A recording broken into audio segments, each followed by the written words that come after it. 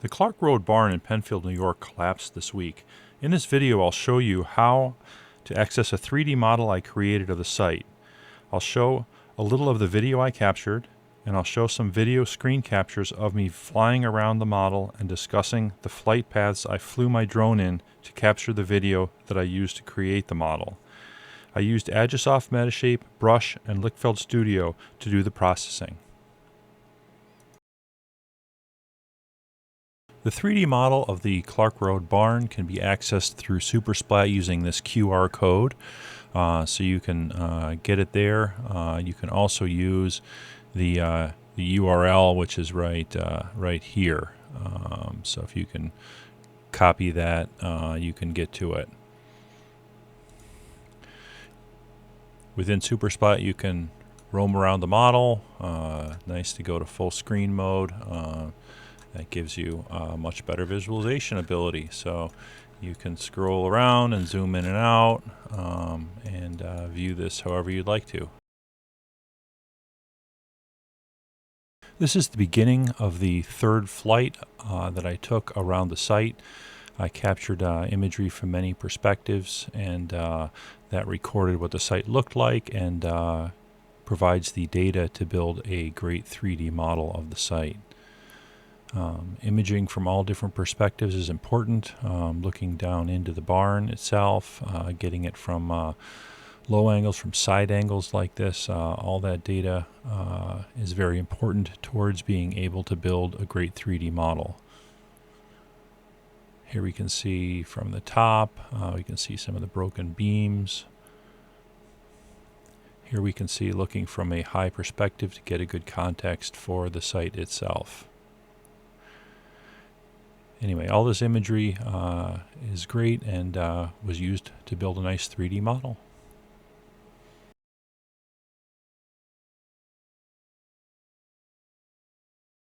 Here we can see the Clark Road barn that unfortunately came down just the other day. So this imagery was captured on the 9th of January 2026.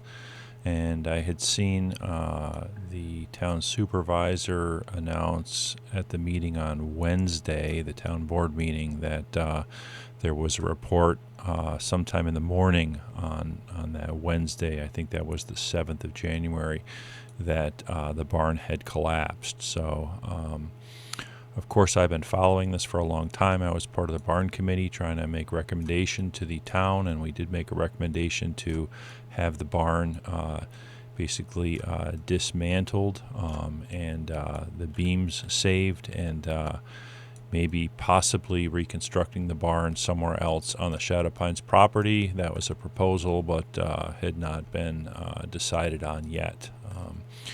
Anyway, there was, of course, under contract, a firm to go and take the building down. They had staged equipment here, but were, for whatever reason, not able to start taking the barn down, and the weather got the better of it. So anyway, I have a lot of imagery and data of the barn and the Clark Road house, and before the lodge was started and things, what was there. So historically, I think this would be good stuff to save. I don't know if there's a possibility to do it with a library somehow, but we should figure out how to preserve some of that history. Anyway, this is a 3D model taken, created from drone imagery. I flew 3 drone flights around to capture from a broad perspective the area, and so I have all the video that was used. Took 5,000 or so frames of video out of that, roughly 45 minutes of video. So we could look at the direct video itself, although the model is quite good here, and you can see a lot of detail and even see down inside the building itself. Anyway, I'm not sure from this what they can save. As far as the beams go, you can see these main beams across the middle here. Several are broken. Of course, underneath there's long beams in the basement, and we knew that there was some damage to those. Anyway, This model I'll put online in something called Super Splat that's accessible through a computer. I'm not sure how easy it is to navigate that depending upon what kind of computer system you are accessing it from, but I will put that link down below, or actually maybe edit in a link to that, and so people can have a look. As I say, I have a lot of imagery when the barn was in shape before the collapse, and so we should save that somehow as well.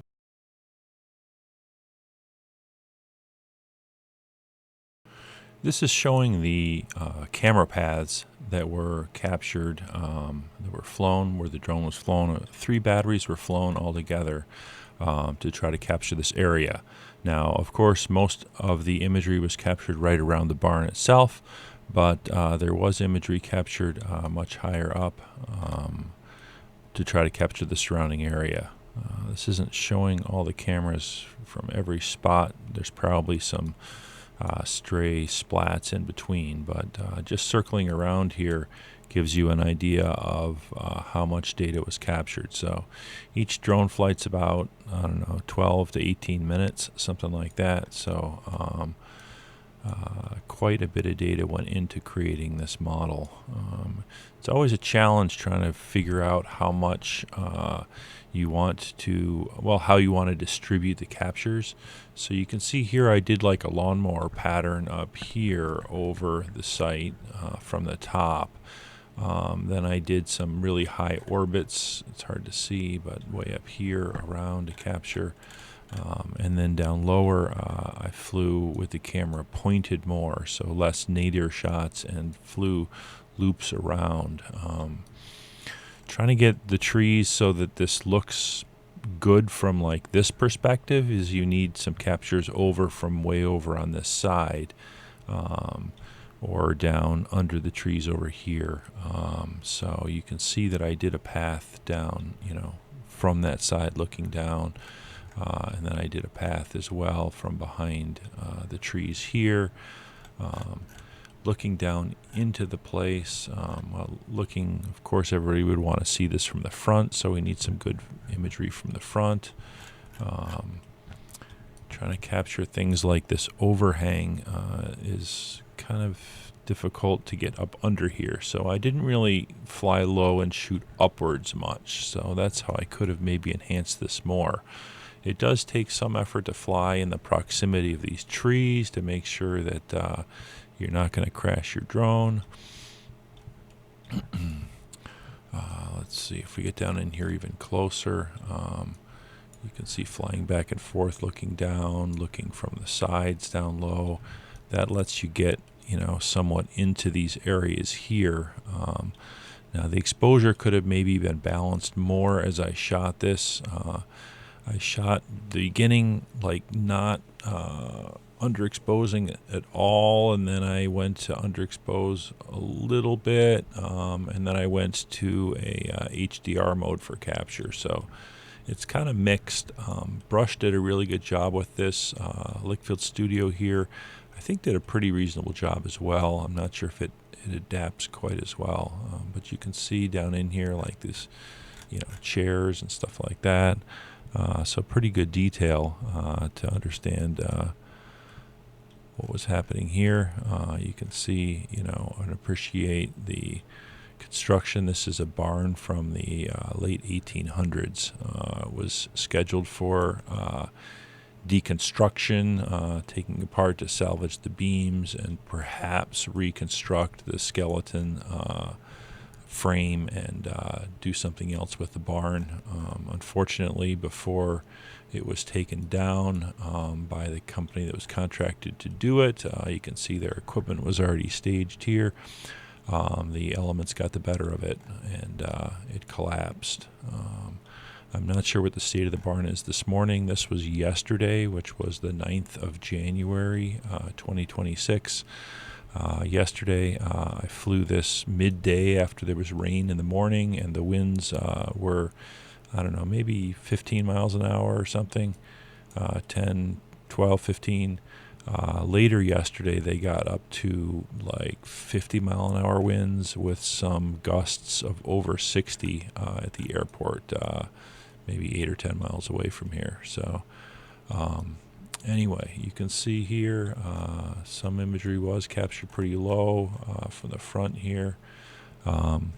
Anyway, trying to figure out how to capture good data here takes a lot of effort to figure it out. Here we could have the side of the trees because there was imagery taken. It doesn't really show up well, but a line over here on this side of the road. So you always got to be very careful.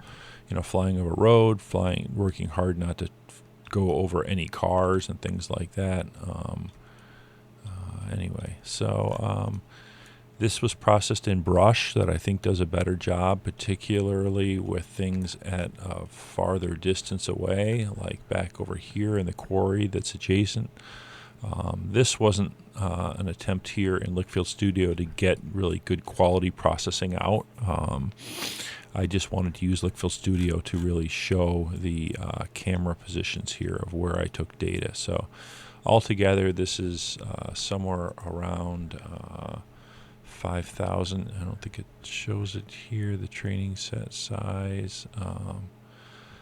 Oh, here it is, just under 5,000 frames. So I took 2 frames per second from the 3 videos, and then I went through those and I tried to basically cut out and discard frames that were really very, very close from the same perspective as each other, because you don't want to feed in frames that are like essentially the same, because that can cause problems, and it also just wastes your budget as far as processing. Here's a little more video that's beautiful to watch as we talk about kind of a closing of this. So I hope you enjoyed this video where I showed how I captured imagery, created a 3D model of the barn, and gave a little history of the area, and tried to give a mix of just an overview of the site and what the Clark Road barn is and what's happening to it, along with some more information on how the flights were taken, etc., to build a model. Thanks for watching.